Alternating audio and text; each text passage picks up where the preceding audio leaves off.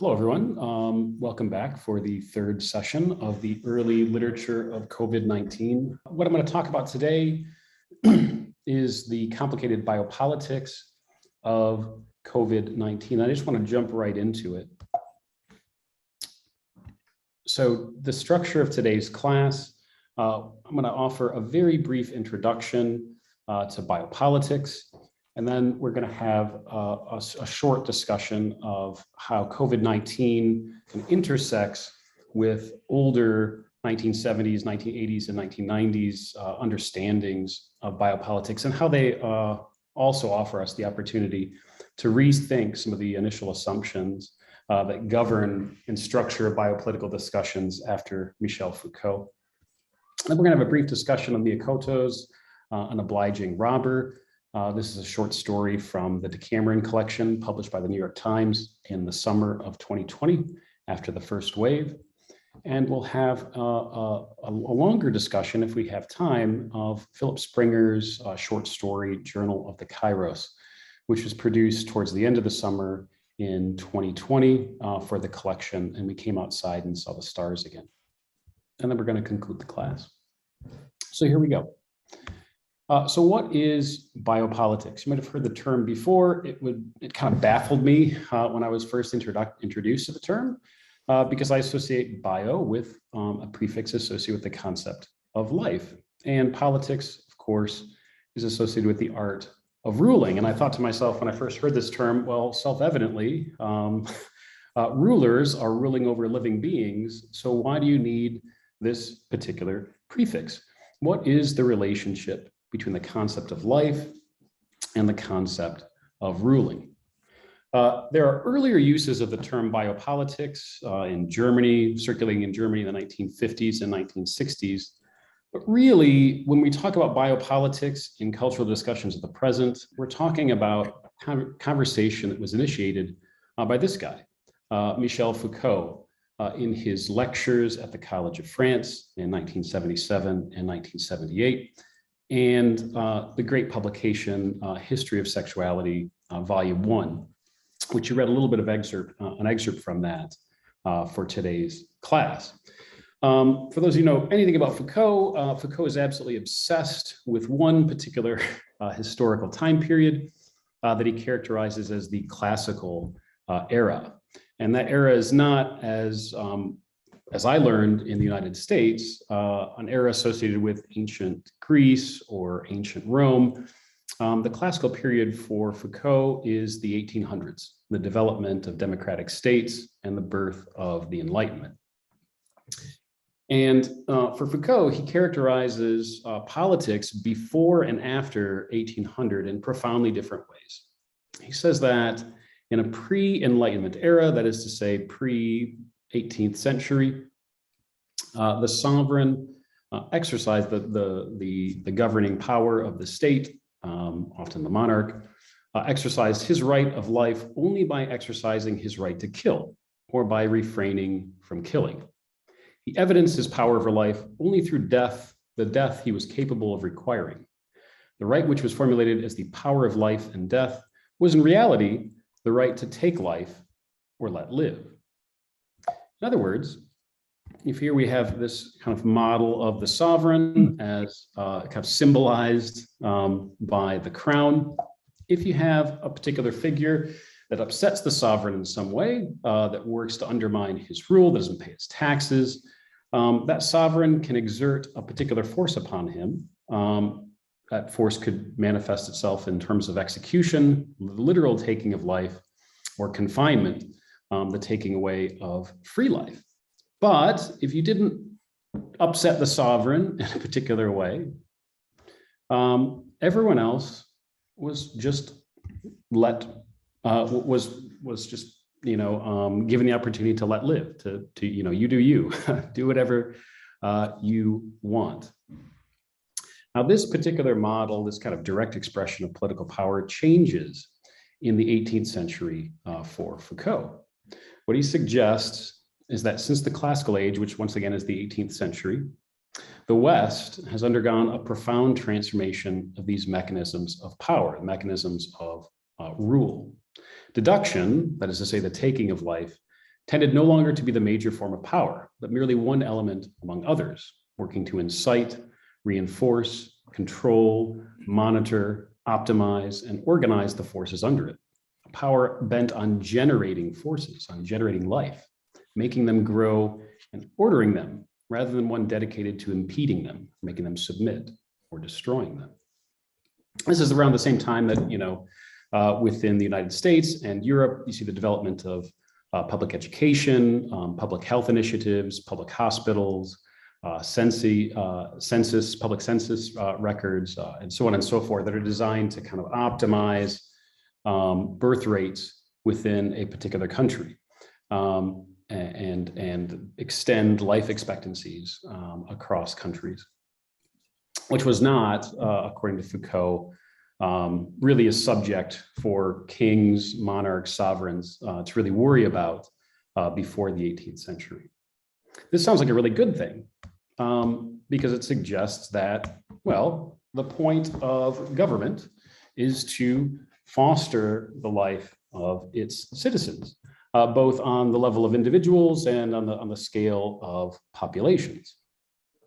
The kind of problem comes in, or one of the problems comes in, when you have figures who are constituted as threats to the population, and in which case those threats are disallowed in Foucault's fairly awkward term.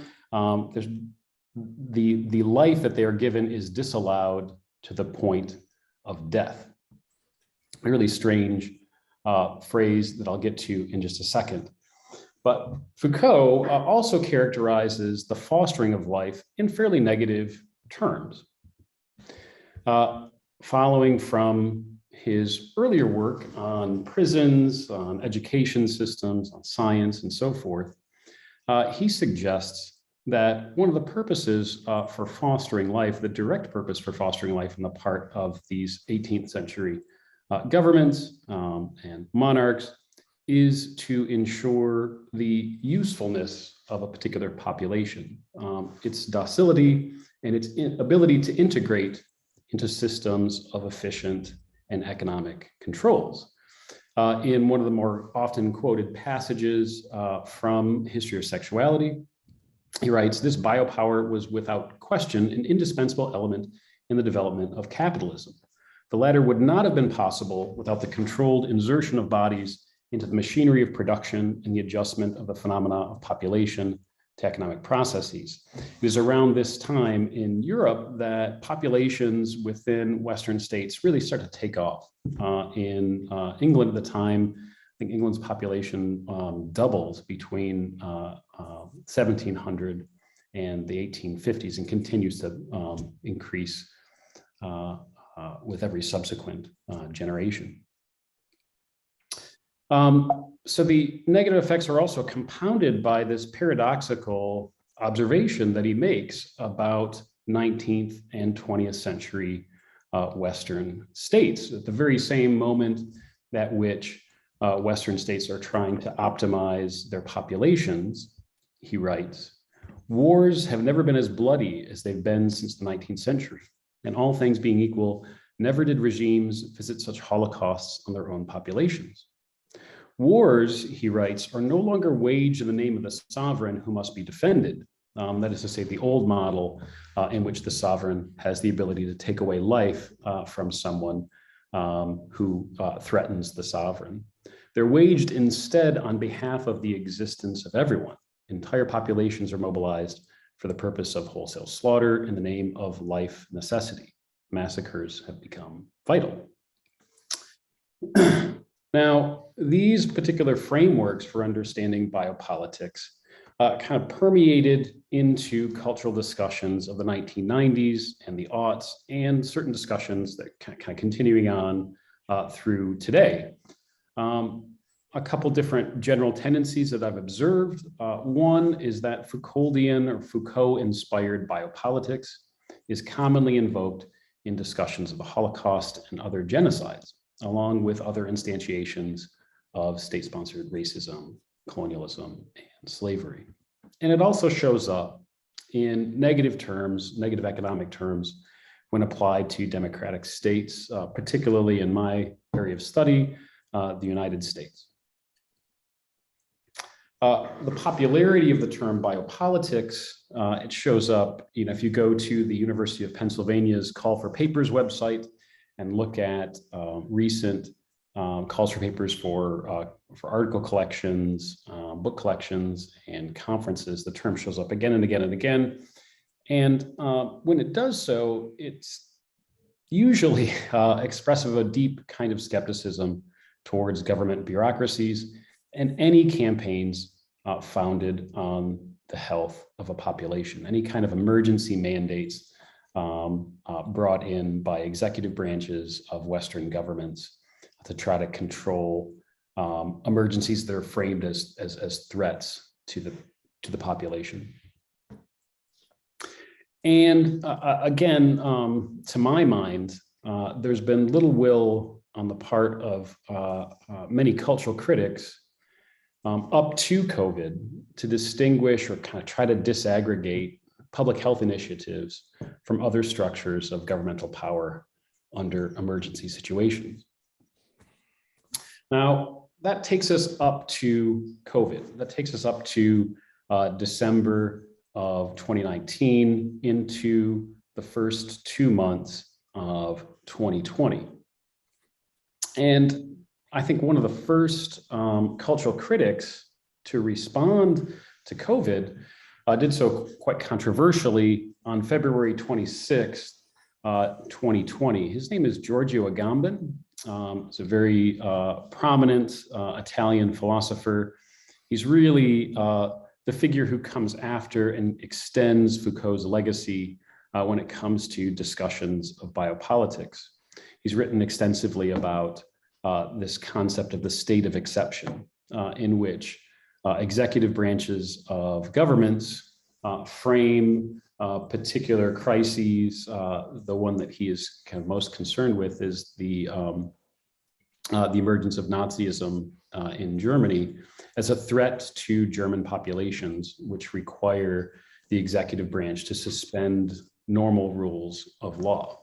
And Agamben, writing in February 26, 2020, before an immense wave of deaths just kind of swept through Italy, published this incredibly controversial work, The Invention of an Epidemic.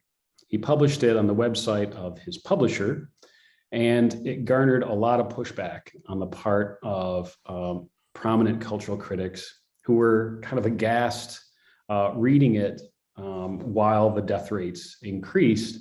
They were concerned, to say the least, about the cavalier attitude that he took towards COVID.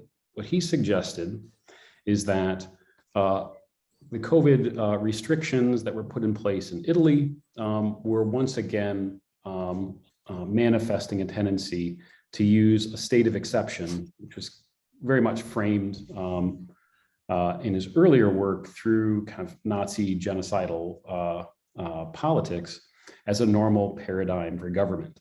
He dismissed the virus as no worse than the influenza and suggested that at the end of this article, it's almost as if with terrorism exhausted as a cause for exceptional measures, the invention of an epidemic offered the ideal pretext for scaling them up beyond any limitation.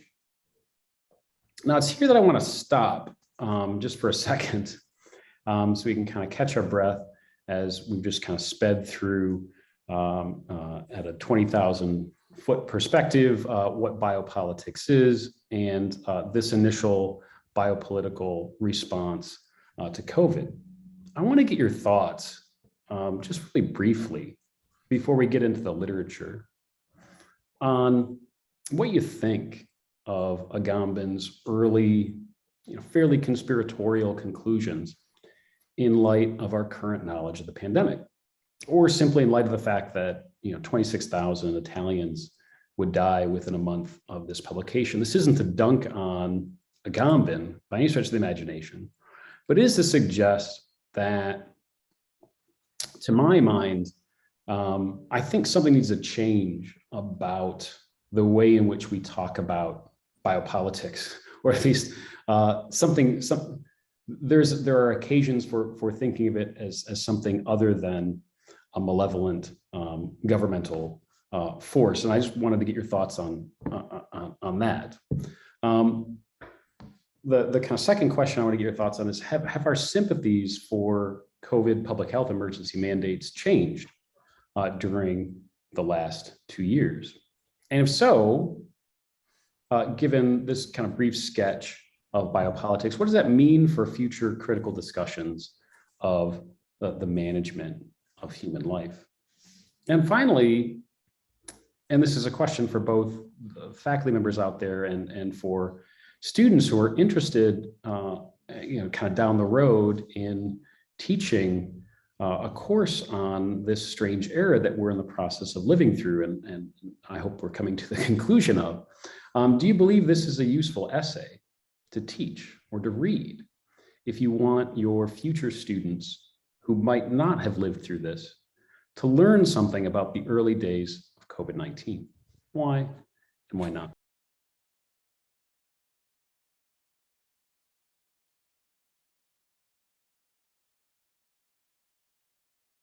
Okay. I want to go first to Couto and his great work. I think a really interesting story, the Obliging robber from that aforementioned Decameron Project collection from the New York Times. If you don't know Couto's work, he's a Mozambican author, published a number of novels, writes in Portuguese. I'm not sure, I didn't see the translation information here, so I don't know if this is a translation of his work or if this is him writing in English for the New York Times. But I think it's a really interesting take on a representative of biopolitics, this public health figure that shows up at the narrator's door one day. Just as a kind of quick recap, if it's been a while since you've read this, the central irony of this story is that the narrator views a public health worker who shows up at his door as a robber. And at the very start of the story, it's very short, he says in this kind of first person perspective, if he's a robber, he's frightened, his fear unnerves me. Frightened robbers are the most dangerous ones. He takes a pistol from his pocket and he points it at me. And of course, we know, given the fact that we're kind of in on the situational irony here, the dramatic irony rather, that the pistol that he takes from his pocket is going to read the temperature of this particular character.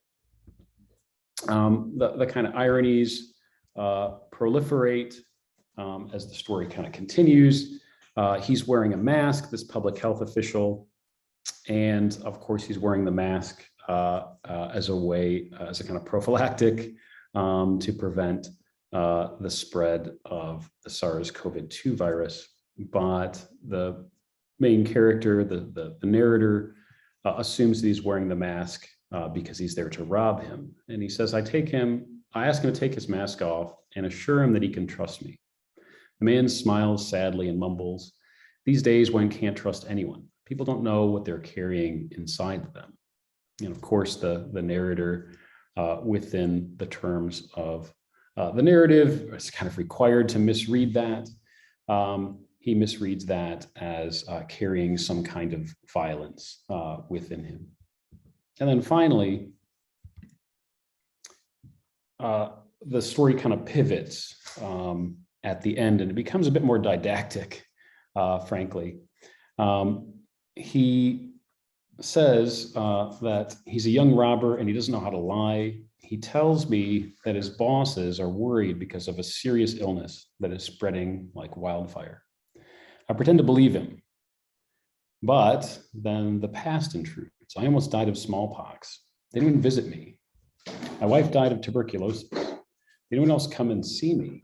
And he talks about neighbors who've died of AIDS. He talks about the disease that he has being a disease that he identifies in a moment where he seems to kind of stand outside of the narrative. and gain some kind of awareness, he characterizes the disease as the disease of indifference and the illness of poverty at the end. They would need a hospital the size of the whole world, on the page 8, to treat this epidemic. That's the kind of general layout of the story, and I have a couple questions that I hope will be will generate a little bit more discussion associated with this, I think, just really interesting story. One is, who do you sympathize with in this story? You know, we tend to think that we sympathize with the first person narrator, and I think we do. Why do we sympathize with that particular character who does not understand, or maybe he does understand, what's happening as this public health official goes to his house in the middle of nowhere in an impoverished area of a city in Mozambique? And then after we talk about the nature of that sympathy, I hope we can talk also about how the public health worker as a kind of embodiment of this biopolitical regime is presented. How does he attempt to communicate with the man, and how do those efforts facilitate the central irony of the story? And finally, what tone or attitude does Couto express towards biopolitical efforts to contain SARS-CoV-2 here? I think it's a really interesting one. It's difficult to determine in the same way that Tomek, that you were talking about, the kind of fogginess of COVID read retrospectively. But what do you think Couto's tone is? And then finally, and this is again to kind of repeat the question I asked of Agamben, do you believe this is a useful story to teach or to read, to learn about this early moment in the cultural history of COVID?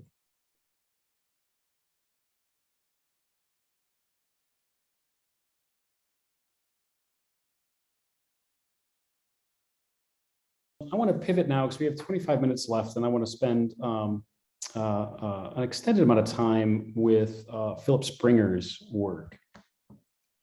So I hadn't actually come across Philip Springer's work anywhere until I had seen it in this collection of stories. Yeah, I think this story is really interesting, and I think I tend to read it in a kind of similar way, actually, to the way that I read the Couto's work, insofar as it kind of seems to kind of veer back and forth between support for certain kinds of biopolitical interventions and then complete rejections of them. I think this is such a strangely schizophrenic story that I think embodies that the strange ways in which at the end of the first wave of the pandemic, we thought about what had just happened. Just to kind of recap, this is a strangely organized story. You might have thought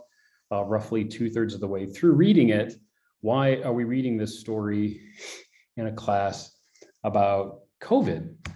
Because it starts and is completely preoccupied with a different kind of crisis. The story begins with the main character, Kajetan, reading this IPCC report on 2030 climate models, and it's not good. And you would think, and this is what happens in terms of my field, the field of environmental literature, whenever we talk about ways of addressing climate change, we tend to think of them, at least in terms of contemporary discussions, as a big geopolitical problem that can only be solved collectively, which is to say, it can only be solved through the management of human populations.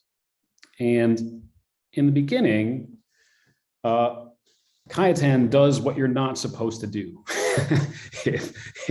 if you were going to successfully kind of intervene in the climate crisis, he becomes interested in this phenomenon called Kairos, which is to say as he characterizes it. It's a rhetorical term. The right moment to act, created by opportunity and unique transient circumstances. And the first thing that he does is he stops eating meat, and he tries to develop these individual solutions to the climate crisis.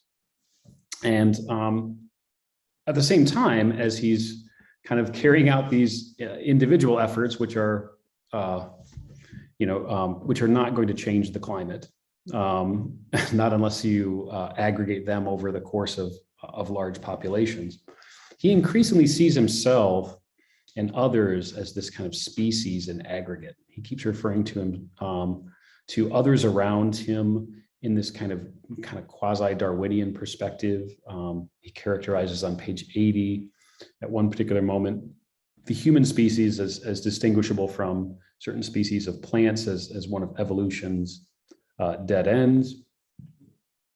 And at the same time, he tries to remove himself physically and conceptually from that population. He stops looking at news. He goes on a bunch of nature hikes, right?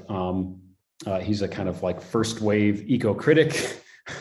He begins to speculate about the intelligence of trees, and he's increasingly pessimistic about people as a species capacity for reason in the midst of the climate crisis. And that's what really takes up the first half of this story, is this kind of bouncing back and forth between individual efforts to address big structural problems and a complete abandonment of any kind of interest in a kind of collective solution to those particular problems. And then the second half, which moves us into the pandemic, is actually introduced,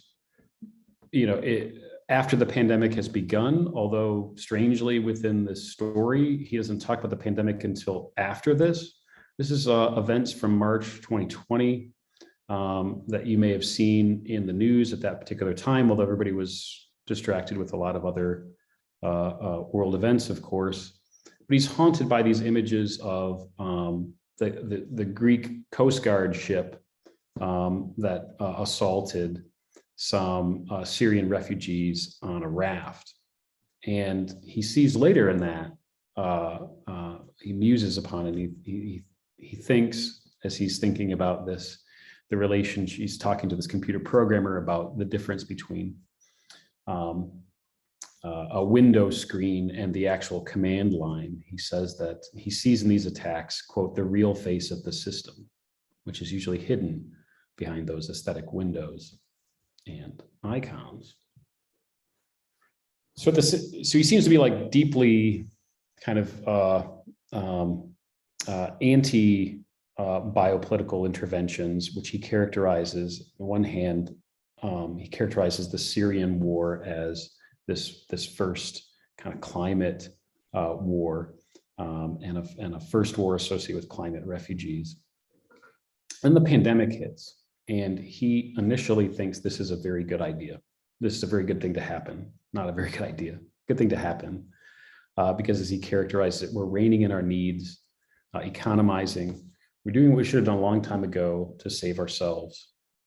The virus has forced us to. We would never have done it ourselves. There seems to be this move to think of himself as part of this larger population. At the same time, this realization then gives way to some pretty viciously anti-biopolitical messages that his first instinct when he hears about the ways in which Poland is trying to lock down is suspicion of the state. It's never done a good job. Why should it do it now?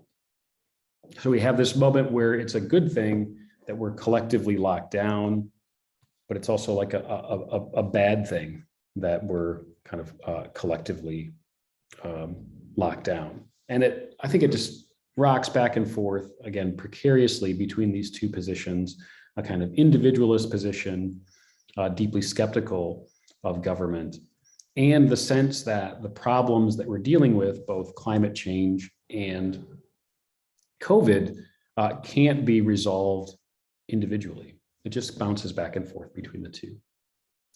So my question first is, how do you understand, I'm just going to go through them one by one instead of just dumping them onto you all at once. How do you understand Cayetan's wildly shifting views on the management of human life? And how accurately do these divergences reflect the uncertainty of that early moment in the pandemic? Just to give you, once again, like the context here, he's saying right here, it's a good thing that we are shutting down. We're reining in our needs, we're economizing, we're doing what we should have done a long time ago to save ourselves. We're shutting down the system, right? At the same time, any governmental efforts to help to facilitate that shutdown are viewed with incredible suspicion. So much so that he characterizes it later on in the very end of the novel. At the very end of the story, he characterized it as a pheasant smashing against a window and dying. So could you help me to understand these? Do you agree that they're a wildly shifting view on the management of human life? And if you agree with me on this, how do you understand it? And how accurately do these divergences reflect the uncertainty of that early moment in the pandemic from a Polish perspective? How are these attitudes related to especially the negative attitudes towards biopolitical restrictions within Poland? How do they relate to the previous themes of the story, including Western responses to climate change and the refugee crisis in Syria? Here you have two other biopolitical crises, threats to populations as they were framed as such. Is it the fact that Western states cannot, and this goes back to the point I wanted to make very early on, have a very difficult time disaggregating public health emergencies from the fraught history of racism, xenophobia, immigration, genocidal biopolitics of the 20th century. That is to say, is Cayetan just incapable, because he sees the failure of Western governments addressing these other kinds of crises? Does that justify in some way the kind of cynical attitudes, the jaundiced eye that he casts upon this public health crisis? What would it take? Is it possible to be both suspicious of your government and supportive of governmental health mandates? And if so, what would it take to convince Cayetan and Couto's narrator that governments were actually carrying out these, or at least public health officials as serving as a wing of the government, were carrying out these actions in part to foster life in a positive sense? Finally, do you believe that this is this is a weird shaggy dog story?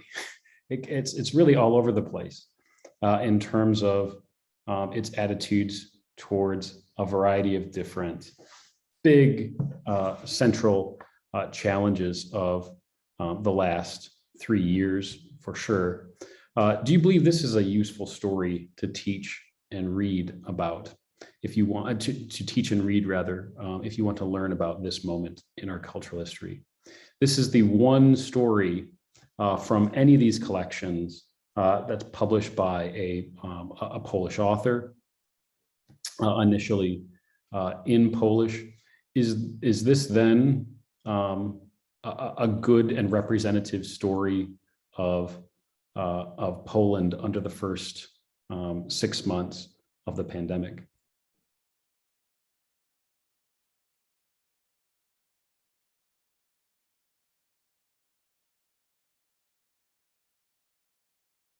The big conclusions I wanted to kind of share with you, at least in terms of my understanding of biopolitics and COVID, is that first, the early biopolitical discussions of COVID-19 tend to reproduce the frameworks and conclusions of Foucault-inspired biopolitics.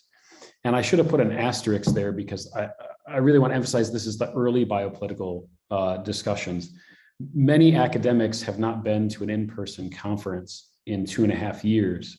So it's very much an open question and have been like reluctant to get on Zoom and attend a whole lot of conferences on Zoom. So it's very much an open question right now what cultural critics who are interested in biopolitics think about the last 2 years. I also think that many early COVID stories reflect the same skepticism towards figures in the biopolitical state. And I think one of the reasons for that, the reason that I wanted to put the Couto together with the Springer, is that it seems like past histories, a kind of legacy of governmental failure, tend to color people's understandings of their present activities in ways that are impossible to overcome in the case of Springer and in the case of Couto. And finally, I think future discussions of COVID-19 really present some interesting opportunities that I would encourage you all to think about. How we should, as a culture, rethink, I think, a fairly uniformly negative portrayal of biopolitics and the narrative challenges that public health officials face in justifying disease management.